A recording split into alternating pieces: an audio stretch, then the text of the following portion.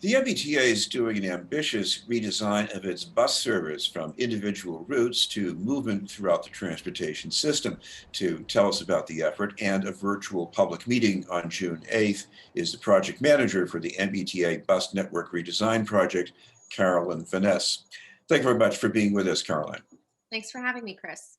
I want to start with some of the things that have paved the way to this project because the T has tinkered with bus schedules and routes before. Why is this being done in a much more ambitious way right now? Yeah, no, that's a great question. So I think, we can make changes to routes, we can implement bus lanes, but what we're really trying to do is think about how to make network wide changes that you can only make with this type of process and network redesign, and thinking really holistically, how can the network as a whole better meet the needs of the rider? What about things that have changed in the way we live or go to work? How is that driving this redesign? Yeah, absolutely. So I think the major premise for this has always been that the region has changed, but the network has not changed really in decades. And I think that that's even more true as we're all kind of getting out of the pandemic and really understanding how travel patterns have changed and how the bus network can adjust. And really adapt. And our bus is our most flexible mode. We can change routes easily and we can adapt. And we're really excited to do that at a network wide level. Well, one of the things that people in Boston generally pick up on is that bus service, I think the bulk of it is used by people of lower income, often people of color, and it takes them a long time to get where they want to go. So how does the redesign address that? Yeah, absolutely. And we heard that a lot when we were doing outreach in 2019 as part of the Better Bus Project. People want more reliable, more frequent service. And that's exactly what we are looking at and what we want to deliver. This process really focuses on providing better service for those, what we're calling transit critical populations, communities of color, low income populations, seniors, people with disabilities. And again, there's no real like magic formula here. People just want better service and more frequency. And so we're really looking at how we can deliver that. I know we can't talk about individual projects, but one kind of thing that has been done in recent years already is to create dedicated bus lanes. If they're done the right way, what's the potential there for making service better? Yeah, dedicated bus lanes are huge and really a critical part to the success of this. Congestion, as we know, is back already, and we can continue kind of adding buses to where we see people, but they really won't have that maximum benefit unless we have the bus lanes so they can get through traffic and carry all those people to their final destinations. So we really see bus lanes and our municipal partners as critical and key to the success of this initiative. What about the frequency of service? Because a lot of us are used to peak hours when there doesn't seem to be enough room, and there are other hours when there aren't enough buses coming. So, I mean, how do you strike the balance there? Yeah, no, that's a great question. I think one thing we know, and we were seeing this even before pandemic, is that there is a lot of travel outside of that 9 to 5 kind of window that we're all used to. Though those there were buses then that were crowded, obviously during those peak times. But I do think we are seeing less kind of peak, what we call like the peak of the peak, where there's like max loads during these times, and we're seeing ridership kind of even out throughout the day. And that's one thing that we are looking at, is how we can provide better all day service and not just kind of accommodate the regular 9 to 5 passengers. So I do think that that will actually overall help with crowding as well. What about the boarding of buses? Because the norm, at least before the pandemic, everybody would get in if they haven't paid yet through a single door. Maybe somebody has a stroller; it takes some time to get down the aisle. Things like that can really slow down the service. Is there anything in this plan to address that?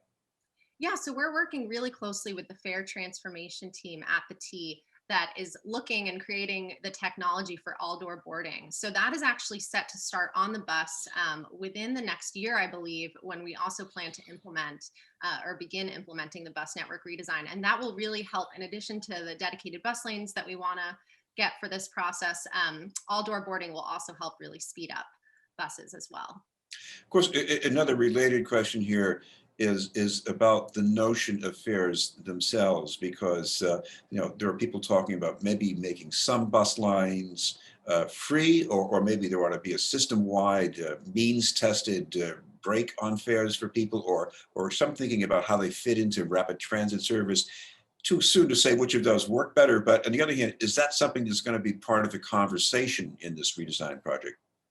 Yeah, so I think there's that same team, the Fair Transformation team, is doing a lot of detailed analysis on kind of the best way to respond to those comments and figure out the right kind of fair policy. I think bus network redesign, what we've heard consistently is that our riders want frequent service, and that is really what will make not only our current riders but potential future riders take the bus. It's just again, there's no secret formula, but we just want to see better, more reliable, more frequent service, and that's what we're looking at.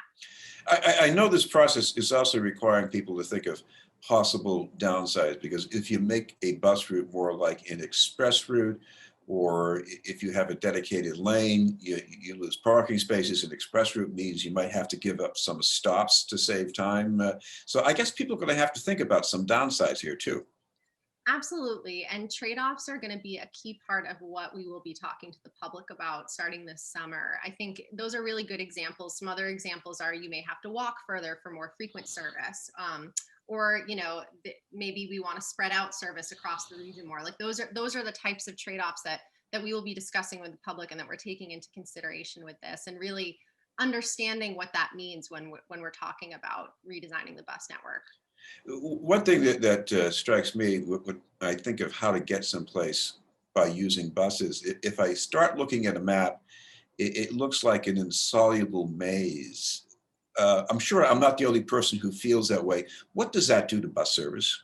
Yeah, absolutely. I always tell folks, if you have someone visiting, would you be able to explain how to utilize the bus network? And I think the answer is almost always no. We have a very complicated network. And part of this process is to redesign the bus network to make it simpler and easier to understand for everyone. And that is really a driving force of this process. Now, one possibility here is to make the bus route look more like streetcar routes in the 1920s. I know there's more than nostalgia involved in that. So, what's the point? Yeah, so I think that's to say, there are some places where the routes look exactly the same as they did in the 1920s. And as we know, the region has changed drastically since the 1920s. And so I think we are just, again, trying to understand how we can improve access to destinations and service quality for the region to really adapt the bus network to the way the region has adapted. Well, finally, we should mention about the public hearing that's coming up. It's a virtual hearing.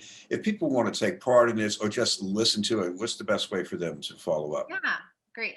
So we will have our first public meeting June 8th at 6 o'clock. You can find more information mbta.com/BNRD meeting. And we will also be putting out a survey online next week as well for folks to provide input. So we're really excited to really ramp up our public outreach for this process. Well, thank you very much for taking the time to join us. Thank you. It was Caroline Vanasse from the MBTA's Bus Network Redesign Project.